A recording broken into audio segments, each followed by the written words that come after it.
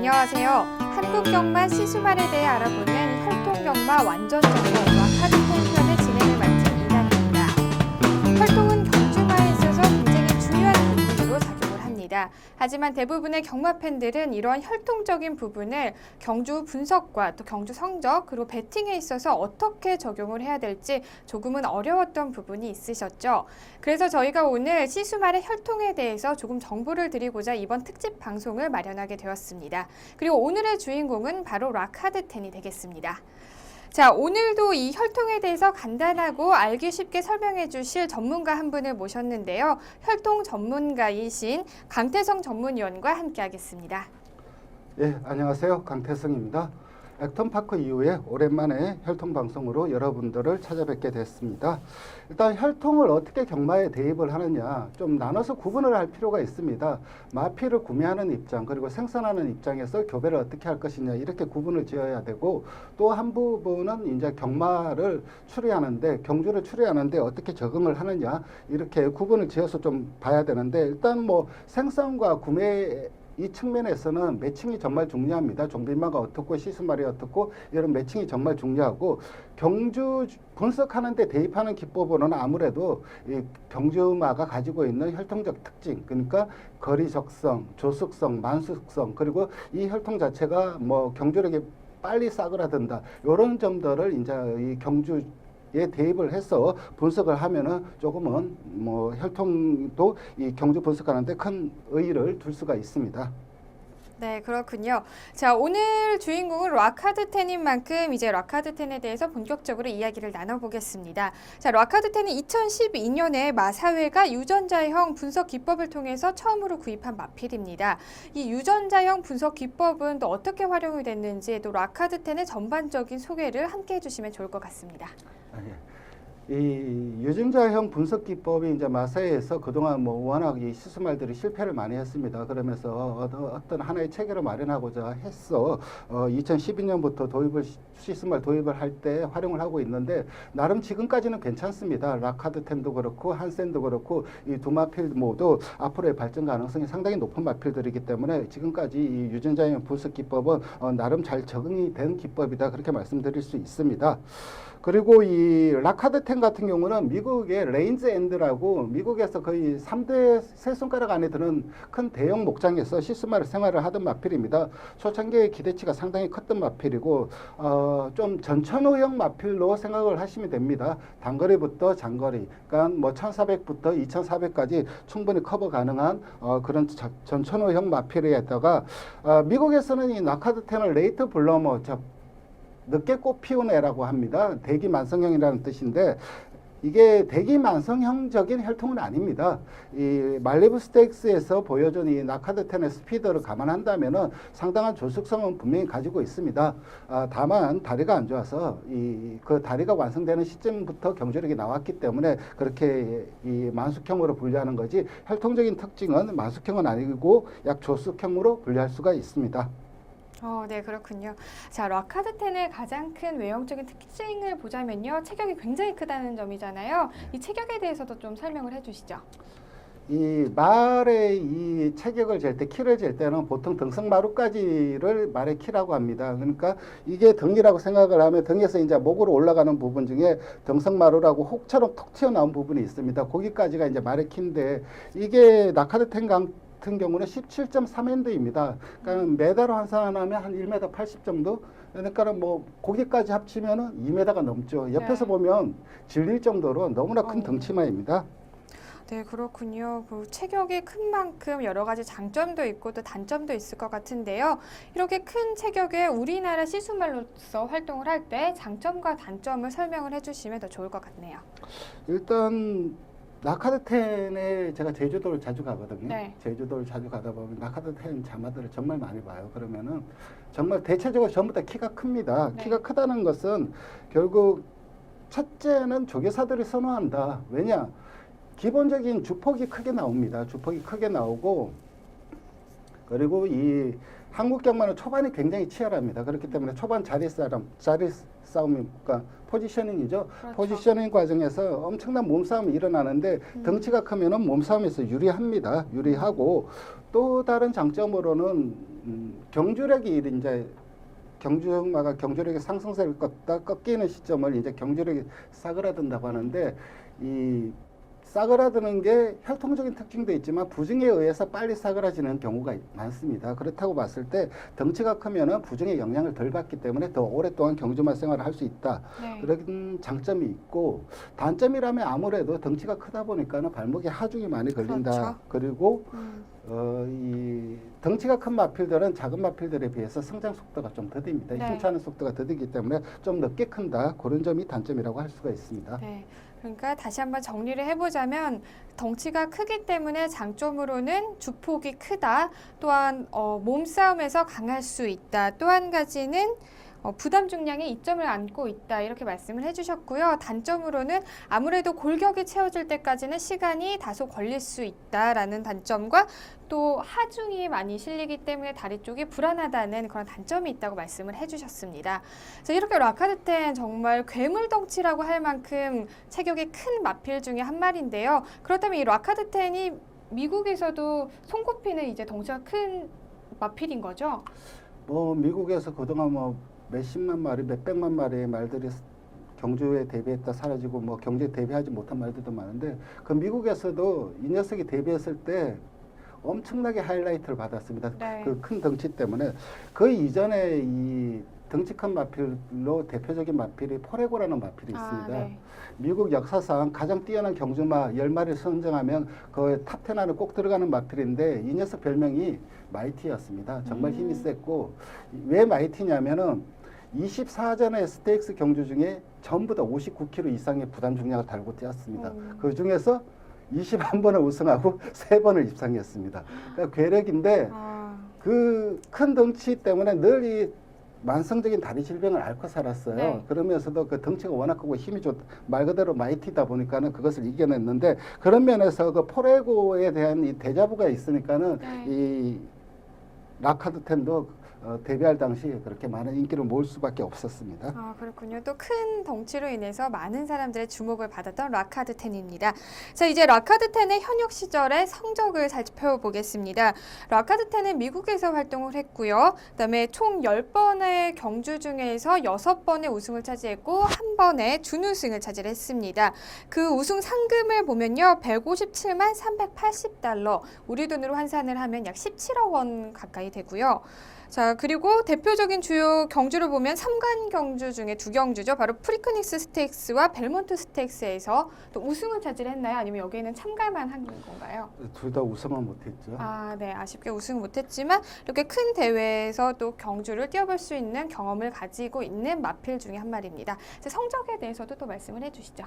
사실 보통 경주마들이 성장하는 과정이 미국에서 어떠냐면은 뭐 스페셜 웨이트 이래갖고 부담 중량 특별 경주에 2세 때부터 출전하다가 3세 때 이제 켄터키 더비를 목표로 다 이렇게 그렇죠. 성장을 시켜 나가는데 이 녀석은 덩치가 워낙 크다 보니까 다리가 안 좋았습니다. 네. 2세 때. 그래서 2세 때 데뷔를 하지 못했고 3세 때 데뷔를 했는데 3세 때 데뷔를 하면서 아무래도 이 켄터키 더비에 출전하려면 점수가 필요해요. 그렇죠. 그 켄터키 더비 트라이얼이라는 경주에 출전을 하면서 점수를 따야 되는데 그 점수가 모자랐습니다. 그러면서 경주에 출전을 하지 못하고 더비에는 출전을 하지 못하고 결국은 상관 두 번째 경주인 이 프리크니스 스테이크스에 출전을 네. 했는데 여기서 이착을 합니다. 이착을 네. 하는데 이때 뭐 켄터키 더비 우승마가 스마티 존스라는 뭐 거의 괴물 같은 경주력을 가진 마필이 있기 때문에 이 마필한테 11마 신차 대차로 져요. 대차로 지는데 이 노카드10 같은 경우는 마체의 완성도가 안 끝난 시점이고 그리고 이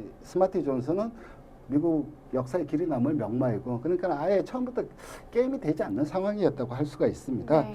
그리고 프리크니스 스테이크스에서 이착하고 이제 막바로 이제 벨몬트 스테이크스에 출전을 하는데 이때 이제 뭐 가장 큰 관심은 이 라카드10이 아니었죠. 네. 스마티 존스가 과연 상관말을 달성하느냐 안 그렇죠. 하느냐 이게 가장 큰 관심거리였는데 이때 이제 스마티 존스랑 이때 많은 마필들이 좀 치열하게 싸웁니다. 치열하게 싸우면서 스마티 존스가 넘어가면서 경주를 좀 어렵게 풀어갈 수밖에 없게 만든 가장 큰 공헌을 한 마필이 이 라카드 테너입니다. 정말 많이 괴롭혔습니다. 내 측에서. 네. 그렇기 때문에 결과론적으로 스마티 존스는 이 경주에서 3착인가 할 겁니다. 3착인가 하면서 상관 실패를 했고 그 상관 실패를 하게 만든 가장 큰 원인이었던 이 라카드 테너는 5착을 하면서 3세 이제 상관 경주 상관 경주를 마무리를 짓습니다. 네. 그리고 그 이후에 이제 뭐 또 3세 시즌 이후에 뭐 3번의 그레이드 경주 나가서 2승을 거두고 하는데 여기서 좀 주목해야 될 경주가 몇 가지가 있습니다. 이 중에서 이 말리브 스테이크스라고 네. 그동안 이 라카드 텐은 1800에서 벨몬트 스테이크스가 2400입니다. 네. 2400이면은 이 잔디주로로 따지면 거의 한 3000m 그 정도의 스태미너를 원하는 그런 거리인데 거기까지 충분히 소화를 하는 능력을 보여주었고 단거리 1400은 미국에서는 1400은 단거리로 통하거든요. 네. 1400에서 과연 어떤 능력을 보여줄까 그게 가장 큰 관심거리였는데 여기서 우승을 딱 거둡니다. 그러면서 저 녀석이 스태미너는 어차피 상대로부터 스태미너를 전승해줄 요인은 참 많았습니다. 이 혈통표를 보면. 근데 1400에서 우승을 할 수 있는 저 스피드의 원동력은 무엇일까? 이게 아마 라카드 텐이 나중에 실수말로 가게 됐을 때도 좀 5만 불이면 좀 높은 교배를 네. 했거든요. 그 교배를 받게 하는 원동력이 됐던 게 이 말리브 스테이크스입니다. 그 정도의 스피드면은 보통 이 조숙형 마필들의 스피드가 뛰어나요. 네. 그러니까 조숙성도 가지고 있다 그렇게 생각을 할 수가 있고 또 3세 시즌 또 주목해야 될 경주가 하스케일 인비테이션 핸디캡 경주라고 이게 말 그대로 인비테이션 경주입니다. 네. 초청 경주예요. 네. 무조건 이제 말들을 초청을 해서 뛰게 하는 경주인데 여기서 초청받는다는 것 자체가 이게 100만 달러가 넘거든요. 우승 상금이. 네. 참 100만 달러거든요. 그래서 여기서 초청을 받는다는 것 자체가 굉장한 주목을 받고 있다는 뜻이에요. 여기서 이제 그동안은 계속해서 저기 스마티 존스를 괴롭힐 때처럼 선두권에서 계속 움직이면서 이 프론트 러너 형식의 이 경주 습성을 보였는데 이 하스켈 인비테이션 경주에서는 거의 추입 참았다가 마지막에 한 발 쓰고 직선에서 탄력 싸움을 하는 형식으로 추입 각질 자체가 바꿔요. 그러면서 내리 4연승을 하고 그 다음 은퇴를 하게 됩니다. 네, 그렇군요. 자, 지금 이야기를 다 쭉 들어보니까요. 자, 라카드 텐의 또 성적이 그리 나쁘지만은 않았던 것 같습니다. 아쉽게 켄터키 더비에는 또 출전을 하지 못했지만 좋은 성적을 보여줬던 것 같고요. 자, 그렇다면 이제 라카드 텐이 혈통에 대해서 조금 더 깊이 있게 이야기를 나눠보겠습니다. 라카드 텐은 어떤 혈통을 가진 말인가요? 일단 라카드 텐은 뭐 크리스 S의 자마이고 모마가 털사라고 이게 1982년 켄터키 더비 우승마 가토 데 소울이라는 이게 좀 스페니쉬인데 이 말과 목의 형제마예요. 네. 이 켄터키 더비 우승마와 이 라카드 테너의 모마가 목의 형제마예요. 형제마고 이 털사 자체도 이 프랑스에서 뿌린 모니 프리드부와 그러니까 그레이드 경주 G1, G3 경주에서 우승을 거두고 2세 프랑스 안말 챔피언을 지냈습니다. 그러니까 경주마라서 굉장히 성공한 마필이에요. 성공한 마필이고 대표적인 이제 이 모마의 자마로는 말씀하신 대로 뭐 라카드 텐이 있고 올 아메리칸 그리고 푸에르토리코 챔피언인 미 아미고 구엘로 이런 마필들이 있습니다. 이게 이제 모마에 대해서 설명을 드렸고 부마는 이제 크리스 S는 노베르토의 자마입니다. 네. 노베르토는 상당히 시스말로서는 상당히 유명한 마필이에요. 네. 단지 이게 유럽적 스타일이기 때문에 저희 우리나라 경마는 이제 이 샌들기 모래주로이기 때문에 그렇죠. 유럽은 잔디고 그렇기 때문에 국내에서는 이 로베르토 계열이 그렇게 많지는 않아요. 많지는 않은데 유럽이나 그리고 미국에서도 잔디주로 경주가 많기 때문에 그 잔디주로 경주에서 좋은 성적을 내주고 있는 유행의 시스말입니다. 이 로베르토의 가장 큰 대표적인 자마가 이제 다이나 포모라고 네. 지금은 이제 시스말로 은퇴를 했는데 한때 이 녀석이 미국에서 잔디주로 리딩 사이어를 엄청 차지했을 겁니다. 그리고 교배로도 그때 한때 한 30만 불까지 가고 한번 교배로가 그 정도는 거의 최특급 시스말이고 그다음에 이제 그 뒤를 이제 네덜랜섬 크리스 S 이런 마필들이 노베르토 자마들의 노베르토가 이런 왕조를 구성하고 있으면은 그 자마들이 이제 각기 왕조를 구성하고 있었죠. 그 중에서 크리스 S라는 라인의 자마입니다. 기본적으로 이 크리스 S 라인 같은 경우는 미스터 프로스펙트 라인과 친화성이 굉장히 좋습니다. 미스터 프로스펙트 라인과 굉장히 친화성이 좋고 이런 점 때문에 아무래도 이 유럽보다는 이 미국에서 좀 더 각광을 받고 있는 이유이기도 합니다. 그리고 전통적으로 블러싱거룸이라고 이 마필도 좀 유럽 계열이거든요. 그 마필도 노베르트 라인과 친화성이 좋았기 때문에 이 라카드텐과의 친화성도 좋아 보이고 이런 그 외에도 그렇기 때문에 이 라카드텐은 거의 뭐 정석적인 배합, 스탠다드 표준적인 배합으로 탄생한 마필이라고 할 수가 있습니다. 네, 라카드텐의 혈통에 대해서 자세히 알아봤습니다. 다음은 이제 라카드텐이 한국에 오기 전이죠. 2006년부터 2012년까지 7년간 미국에서 시수말로 활동했던 그런 경력들을 살펴보겠습니다. 먼저 미국 내 주요 자마들이 많이 활동하고 있는데요. 경매 때 반응은 어땠나요? 일단 뭐 라카드텐 자마들은 처음에 이제 5만 불의 교배료로 책정이 되었기 때문에 5만 불이면은 목장 입장에서도 좀 부담이 되는 가격입니다. 5천만 원이니까. 그러면서 이 한번 교배를 할 때 아무래도 자기 목장의 대표적인 좋은 종비말들을 많이 갑니다. 그렇기 때문에 라카드텐 자체가 자마를 크게 뽑고 그리고 목장에서 좀 좋은 종비마들이 가다 보니까는 일단 이 속칭 껍데기라고 하죠. 이 체형 자체는 상당히 좋게 뽑아내는 편이었습니다. 그렇기 때문에 경매가를 살펴보더라도 이 순말의 예를 들면은 평균가가 86,900불이었어요. 그리고 중간가가 5만 불이었고 그렇다면은 이 중간가가 평균가보다 낮다. 그러니까 평균가가 훨씬 높다는 것은 상당히 고가에 팔린 마필들, 그러니까 하이 클래스에서 이 평균치를 올려줄 수 있는 마필들, 고가의 마필들이 많이 경매 때 나왔다. 그런 것을 뜻합니다. 그렇군요. 그렇다면 이제 라카드텐의 미국에서 대표적인 자마는 어떤 말이 있을까요? 뭐 미국에서 대표적인 자마들을 특징을 일단 살펴보면은 전부 경매 때 이 좋은 성적을 거뒀던 마필들입니다. 일단 뭐 경매 때 좋은 가격을 받았던 마필들입니다. 뭐 네리어드 130만 불, 캐피털 플랜 82만 불 이런 식으로 전부 다 고가의 마필들이 잘 뛰었고 이런 고가의 마필들은 잘 뛰는 반면 그 어정쩡하게 뛴 마필들이 너무나 많습니다. 못 뛴 마필도 많고 그렇기 때문에 이 부익부 빈익빈이 좀 극단적으로 갈려지는 유행의 시수말이라고 할 수가 있습니다.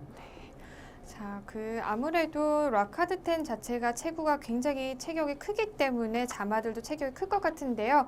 자마들의 일반적인 특성이 있다면 어떤 것을 설명해 줄 수 있을까요?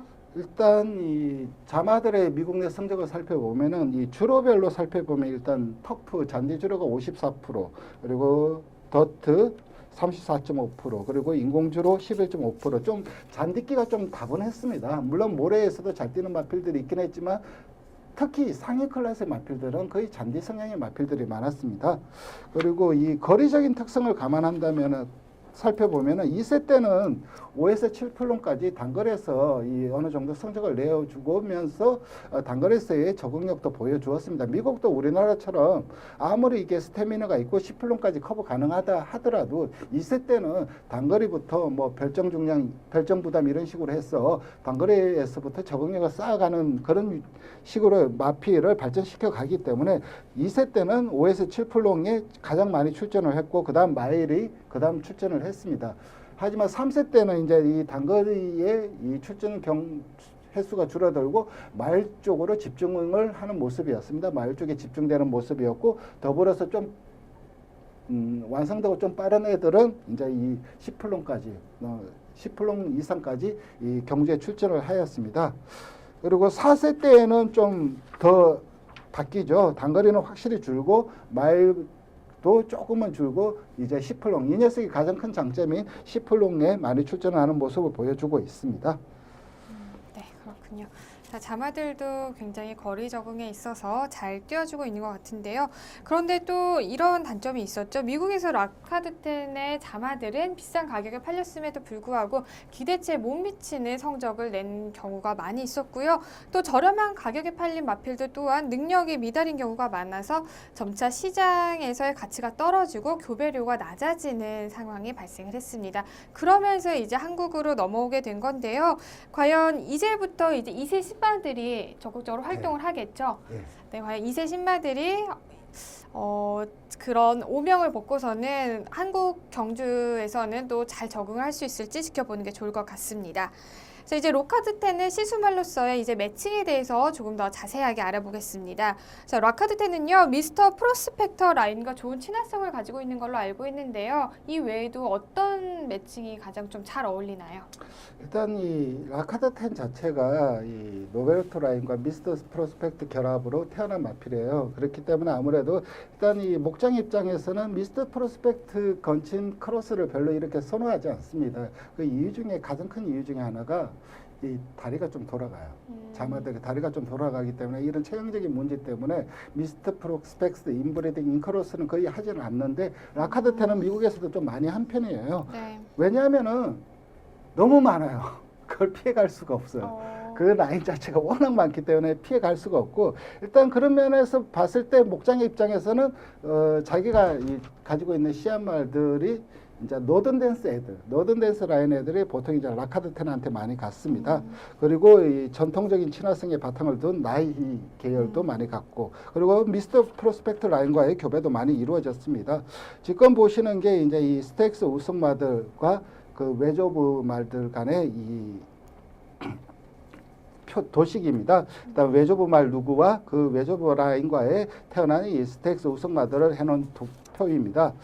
일단 이 주목할 만한 매칭이 몇 가지 있어요. 이 표를 보면은 그래도 눈에 띄는 매칭이 몇 가지가 있는데 먼저 곤 웨스턴 결합입니다. 재밌는 얘기 하나 해드릴게요. 미스터 프로스펙트가 무슨 뜻인지 혹시 아시나요?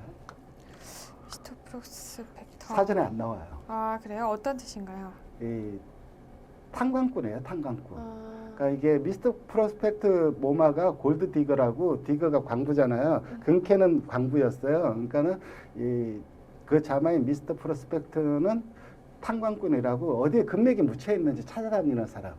그런 사람을 이제 미스터 프로스펙트라고 하거든요. 그러니까 이 미스터 프로스펙트 라인 애들 중에 그 자마들 이런 걸 살펴보면은 이 골드, 금에 관련된 애들이 정말 많아요. 그런데 이 곤 웨스턴도 미국에 이제 골드러시가 일어나면서 서부로 막 가잖아요. 그런 이름이에요.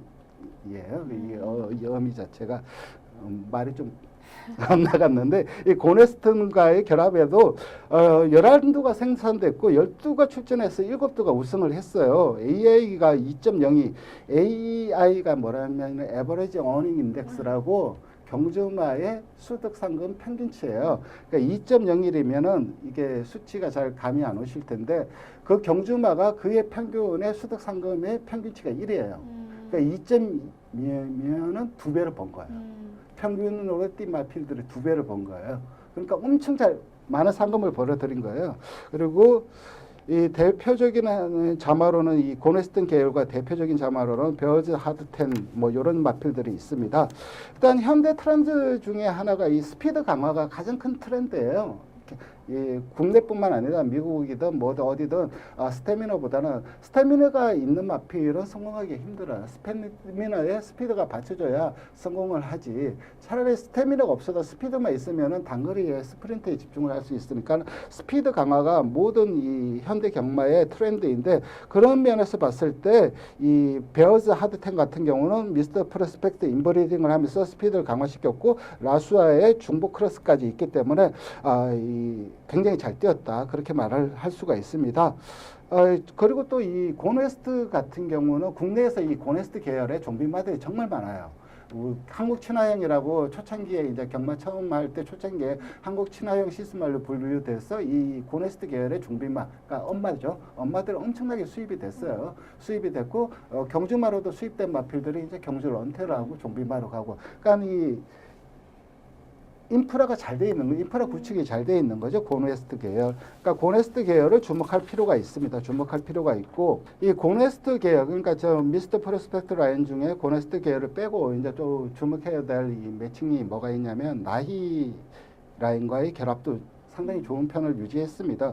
5두가 생산됐고 미국에서 4두가 출전했고 4두가 우승을 거두었어요. 5두가 참 출전했고 4두가 우승을 거두었는데 AI가 3.34예요. 3배로 벌었고, 근데 이 4주 중에 2두가 블랙타이프 우승마예요. 스테이크스 경주. 그러니까 한국으로 치면 대상 경주에 나가서 우승을 했어요. 그러니까 성공 확률이 높고 성공한 애들도 대형마가 나와버린 그런 라인이라고 할 수 있습니다. 대표적인 자마로는 더블 파트너, 웰컴 어워드 이런 마필들이 있는데, 이게 중요한 이유가 뭐냐면은 이 라카드 10이 1400에서 아까 우승을 했다. 그 스피드가 어디에서 왔냐. 거기에 대해서 미국 애들이 엄청나게 고민을 했어요. 얘가 과연 이런 스피드가 나올 데가 없는데 어디서 나왔나. 막 하다가 그래서 나온 결론이 이 헤일 투 리전 인브리딩이 결국은 이 스피드를 강화시켜 주었다. 그렇게 결론이 났습니다. 그런 결론에 의해서 탄생된 마필이 방금 설명드린 더블 파트너 이런 애들이고, 그 결합 자체가 라이화의 결합입니다. 그 외에 이제 또 주목해야 될 라인 중에 이제 덴지그 라인을 손꼽을 수 있습니다. 미스터 프로스펙트 빼고 이제 노던데스 라인으로 넘어오면은 일단 뭐 첫 손은 덴지그. 왜냐하면은 덴지그는 미국에서도 어느 정도 인기를 끌고 있지만 유럽이나 호주에서는 거의 하나의 왕조를 세울 정도로 그 엄청난 영향력을 발휘해주고 있어요. 그만큼 잔디에서 엄청나게 강한 이 유전 전승 능력을 보여주고 있고, 그런 면에서 미국 애들이 이런 것을 놓치지 않습니다. 그렇기 때문에 덴지그 라인과의 결합도 많이 했고, 그 덴지그 덴지그와 다이렉트 결합, 그러니까 다이렉트 결합이 뭐냐면은 노카르텐과 이 덴지그의 바로 자마. 이게 다이렉트 결합인데, 이 다이렉트 결합을 빼고도 이 덴지그 라인 중에서 지금 시스말로 활동하고 있는 마필들이 엄청 많아요. 유럽에서 그리고 미국에서. 그러니까 락오브 지브럴터, 빌롱투미, 뭐 바운더리 이런 마필들 엄청난 라인과 교배가 이루어졌고, 가장 많은 교배가 이루어졌다고 할 수 있을 정도로 많은 이 교배가 이루어졌습니다. 그러면서 그 결과도 좋았어요. 그래서 그 덴지그 라인도 주목을 해야 되고, 노던 댄스 라인 중에 또 다른 라인으로는 데피티 미니스터 라인이 있습니다. 이 데피티 미니스터 라인은 아직까지 그냥 기본만 한 정도였는데, 문제는 이 데피티 미니스터 라인과의 결합으로 미국 내 성적은, 자마들 성적은 별로 이 표본수도 적고 평타 정도였는데, 국내에는 리얼텐이라는 자마가 굉장히 잘 뛰어서 주었습니다. 이 데피티 미니스터 라인과. 문제는 이제 이 데피티 미니스터 라인의 가장 큰 약점이 뭐냐면은 경주력이 사그라드는 시점이 좀 빨리 찾아온다. 근데 그 찾아오는 시점을 럭하드 10이 워낙 덩치를 크게 뽑다 보니까는 그런 것을 좀 늦춰주지 않을까. 그런 면에서 좀 더 주목할 가능성이 주목을 해야 됩니다.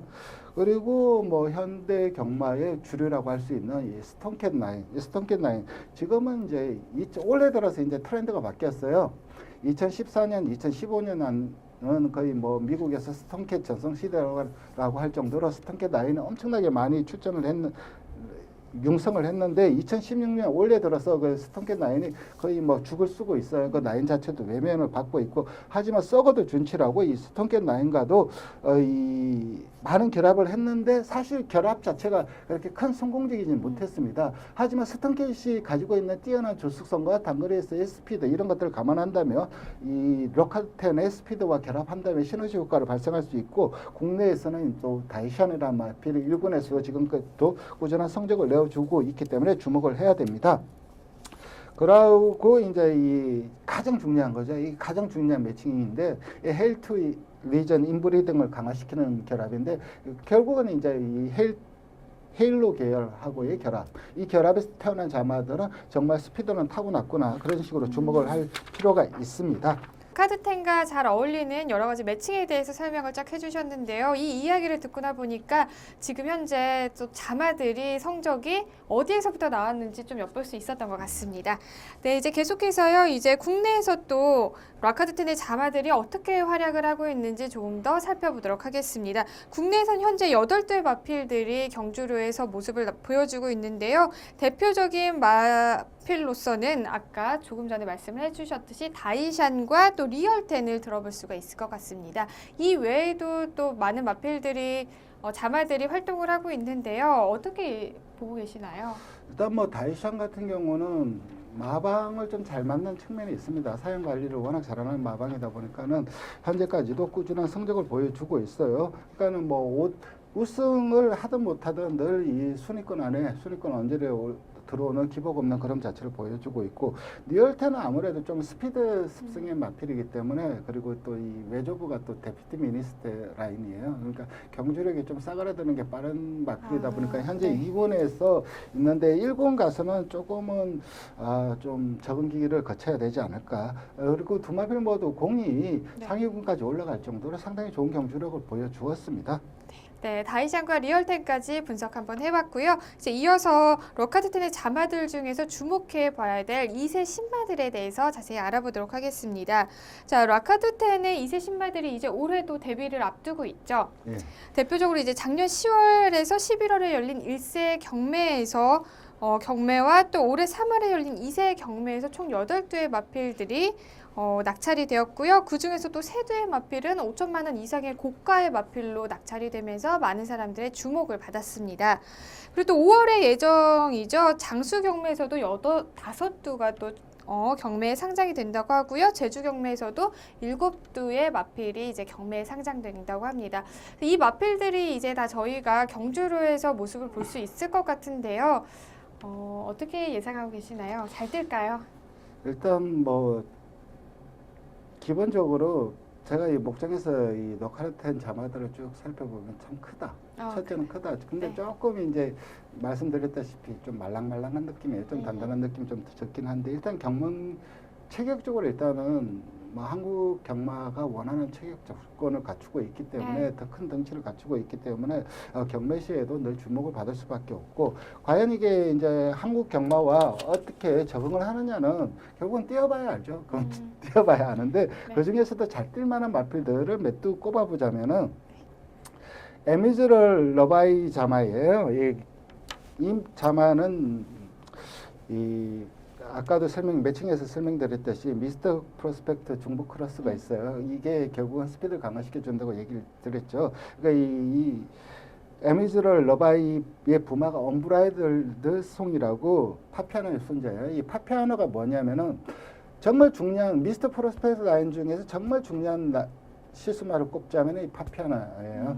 영향력이 크다기보다 네. 왜 중요하냐면 파피아노하고 노든 댄스 계열은 이제 아무래도 니진스키죠. 니진스키가 중요할 수밖에 없는 이유가 한국 전 세계에서 이 양대 산맥의 미스터 프로스펙트, 노든 댄스 그 라인의 자마들이 엄청 많기 때문에 결국 결합을 하다 보면은 인브리딩 중복 크로스가 없을 수가 없어요. 그 중복 크로스의 폐해를 조금은 상쇄시켜주는 마필이 미스터 프로스펙트 라인에서는 파피아노고 이 노든데스 라인에서는 니진스키입니다. 그렇다고 봤을 때 그리고 이 언브라이들 송 자체는 좀 장점과 단점이 확실한 마필이에요. 언브라이들 송의 부마는 언브라이들인데 얘는 거의 뭐 스태미너, 너카드텐 뺨치는 스태미너를 갖추고 있는 애고 미국에서 그 벨몬트 2,400m 우승하는 애들 보면 언브라이들 계열이 정말 많아요. 그러니까 스태미너 엄청 빵빵한데 그 자마의 언브라이들 송은 그 스태미너가 없어요. 없는 대신에 스피드가 좀 강화된 타입이고 네. 대신에 발목이 약해요. 발목이 약한 그런 단점이 있긴 한데 그렇지만 이 결합 자체로 미국에서도 크립톤이라는 그레이드 우승마를 배출한 전력이 있고 그리고 모마인 에마즈럴 러바이도 자체도 한국 경마의 고스트 위스퍼라는 우수한 종빈 자마를 생산한 전력이 있기 때문에 종빈마로서도 훌륭한 마필이에요. 그렇기 때문에 매칭도 좋고 모마가 훌륭하기 때문에 이 자마는 주목할 필요가 있고 스톰 얼러트 자마가 또 있습니다. 이유는 단 하나예요. 이 스톰 얼러트가 이 유토피안과 이 스톰 얼러트 자마가 이 유토피안과 목의 형제마예요. 이 유토피안이 누구냐면은 제가 서두에서 좀 전에 얘기 드렸듯이 이 노카드텐이 스톤캣과 라인과의 결합에서 그렇게 큰 재미를 보지는 못했어요. 네. 근데 그 라인 중에서 가장 크게 성공한 마필이 유토피안이라고 유토피안이라는 마필인데 그 유토피안은 또 특이하게도 모래주로에서 좋은 성적을 거뒀어요. 그동안 이 라카드텐 자마들이 잔디에서 좋은 성적을 거뒀는데 이 유토피안은 모래주로에서 좋은 성적을 거뒀어요. 네. 그러니까 그 유토피안과 목의 형제마예요. 전형제마예요.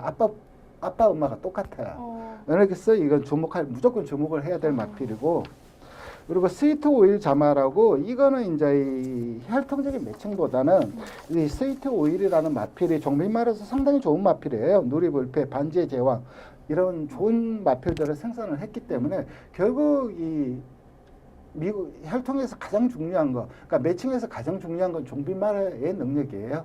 그런 면에서 봤을 때 이 스위트 오일 자마도 주목할 필요가 있습니다. 미국에서 한때 그 전수조사를 한 적이 있어요. 그러니까 과연 뭐가 중요하냐, 혈통에서 아빠가 중요하냐, 엄마가 중요하냐, 이거 갖고 갑론을 하도 싸우니까는 미국에서 다 열받아 그냥 다 조사를 했어요. 그러니까 아빠가 좋은 씻은말, 그리고 엄마가 좋은 씻은말 일단 결합. 아빠가 좋은 씻은말, 엄마가 나쁜 씻은말 네. 결합. 그리고 아빠가 나쁜데 엄마가 좋은 씻은말. 네. 그리고 결론은 뻔하지. 1등하고 4등은 정해졌어요. 아빠, 엄마가 좋은 애들은 1등, 그렇죠. 2등이고 결국 누가 중요하냐. 2등, 3등인데 그 결론은 엄마가 좋은 게 아빠 나빠도 자마들이 잘 졌다.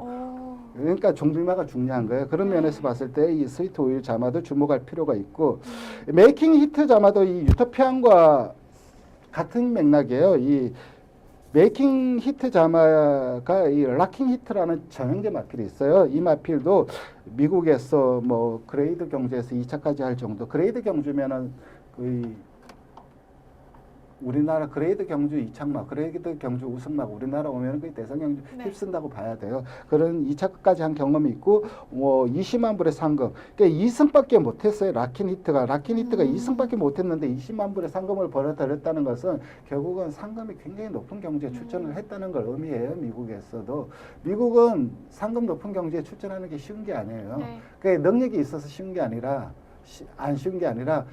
상금 경주가 높은 경주일수록 마주들이 내는 참가비가 비싸요. 자기 돈을 내고 참가를 해요. 네. 상금을 먹으려고 자신 없으면은 그 돈 내고 참가를 안 하죠. 그렇죠. 그런 면에서 이 메이킹 히트 자마도 주목할 필요가 있습니다. 이런 식으로 요 정도 그 이외에도 이제 뭐 쇼트 자마, 바잔키티 자마, 마이더스런 자마, 그 듀허스트 하우스 자마, 댄싱 디자이어 자마, 요런 자마, 강한 여자 자마까지 요런 자마들을 이제 눈여겨 보시면 될 것입니다. 네, 설명을 잘 해주셨는데요. 제가 마지막으로 정리를 다시 한번 해보겠습니다. 에미주얼 러바이 자마, 그리고 스톰 얼러트 자마, 스위트 오일 자마, 마지막으로 메이킹 히트 자마, 이렇게 4두의 마필들을 이번 2016년에 락하드 10의 자마로 경주로해서 조금 주목해 보시는 게 좋을 것 같습니다. 자, 오늘 이렇게 이야기를 나누다 보니까 어느덧 마무리 질 시간이 됐는데요. 마지막으로 시청자 여러분들께 혈통에 대해서 총평 한 말씀 해주시죠. 일단 뭐 아무래도 이 말로 설명을 하다 보니까는 좀 누락된 부분도 있고 좀 그냥 넘어간 부분도 있습니다. 이 자세한 이 락하드 10에 대한 분석글은 제가 게시판에 올려놓을 테니까는 그걸 참고하시면 될 거고 앞으로도 이제 혈통 경마 시스말 완전 정복은 계속해서 이어져 나갈 겁니다. 아무래도 요즘 가장 이제 이 주목해야 될 시스말이 이제 아무래도 샤프 휴머 자마인데 다음 사피 휴머가 죽었어요. 그게 좀 안타까워서 과연 이 방송을 해야 될지 의문스럽긴 한데 그래도 그 자마들이 이제 계속해서 주목을 해야 될 시점이기 때문에 죽었긴 하지만은 그 자마들에 대한 발전적 기대치를 풀어보는 그런 시간을 갖도록 하겠습니다. 네, 혈통 경마 완전 정복 락하드 10 편에 준비된 내용은 여기까지였습니다. 다음 시간에는 더욱더 알차고 유익한 내용으로 다시 찾아뵙겠습니다. 지금까지 시청해주신 여러분 고맙습니다.